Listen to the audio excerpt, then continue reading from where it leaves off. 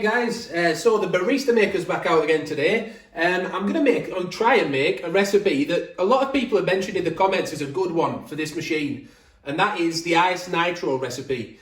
This is what it looks like on the Nespresso book. We tried this a couple of times today, and while it does look a bit like that, it's a lot smaller than that.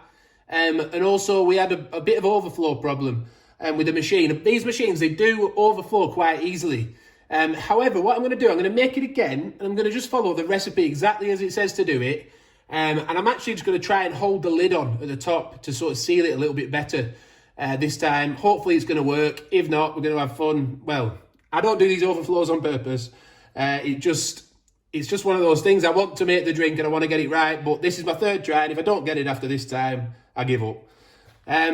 So anyway, let's have a go. The first step is to add 3 ice cubes to the jug, and then to pour a shot, I'll put these over here for a second, a shot of ristretto over it. Then we add a teaspoonful of sugar. I've only got brown sugar. It said white sugar, but I've only got brown, so we're using that.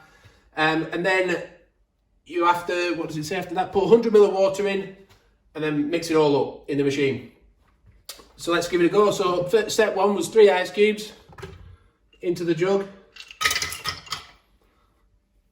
Then we take the jug out, and we can pour a shot of ristretto. I'm going to use a Satise for that.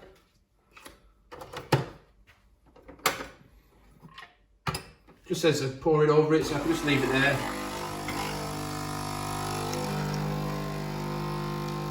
Now with these drinks, I've found with the ice frappe, they don't come out as cold as I'd like them really, so you can put them over extra ice in the glass if you want to. However, when we tried that earlier, it did destroy the look of the drink a little bit.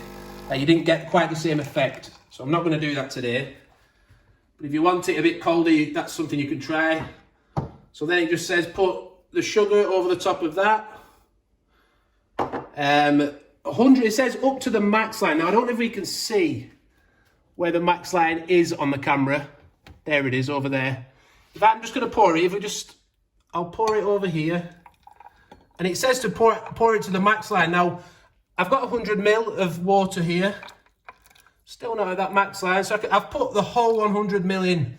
So I'm now getting a bit scared, because when I did this earlier today, I'm going to move the book just in case. In fact, I'm going to move it away from anything electrical as well.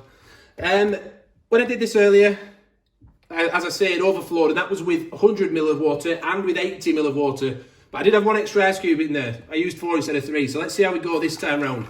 I'll show you from the top for this little bit. If I see it starting to overflow, I'm going to quickly take it off. Just grab this glass again. Not take it off. If I see it starting to overflow, I'm going to grab it and hold it down. Hope I don't break it doing that. It's a good machine, makes really good hot chocolates. I mentioned this the other day in the atelier drinks making thing we did. It makes really nice hot chocolate, a really nice mocha. I like the ice frappe. We made the ice frappe on the channel. I really like that. It wasn't really frothy, but apparently if you use a different type of milk, it gets frothy. But it was perfect for me. So here we go. It's starting to whiz up. You can see it inside. I'm a bit worried about this, so I think I'm just going to hold it down a little bit. There, you can see it's starting to come onto the top. If this works, I'll be happy, because it's going to save a lot of mess. I don't want to make this again. Ah, that did work. Well, I'm happy with that. Now let's see how it looks. And it's nice and frothy as well. Look inside.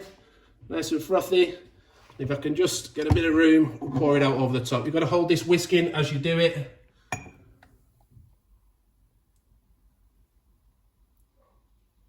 Now then. Now it's starting to look like the book. So holding the top down seems to be the key.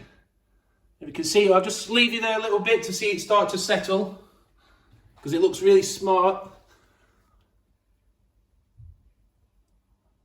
I can't believe I've actually done that without destroying my worktops with milk. Oh, there's no milk in this one, is there? It's just water. So let's have a look at this compared to the book. Now we can see it's going to settle more as it goes, but I think that's fairly decent there. Decent attempt.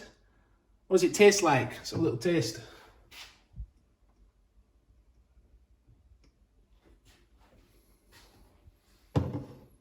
Tastes better than the one I did earlier, so I've obviously done something better here. I had one less ice cube, so maybe just stick to what's in the book, hold the lid on, make sure it doesn't overflow. Yeah, it's nice that.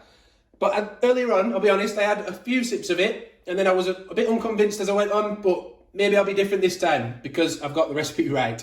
Thanks for watching, hope you've enjoyed that. Just another little thing, just to make you think about the Barista Maker and whether it might be a little toy you want to have a play with in your kitchen. Check out a few of the other videos that we've done with this machine. Check out our other reviews, everything we've done. Loads of videos on the channel now. Thanks for watching, give it a like, subscribe and hit the notification bell. Bye for now.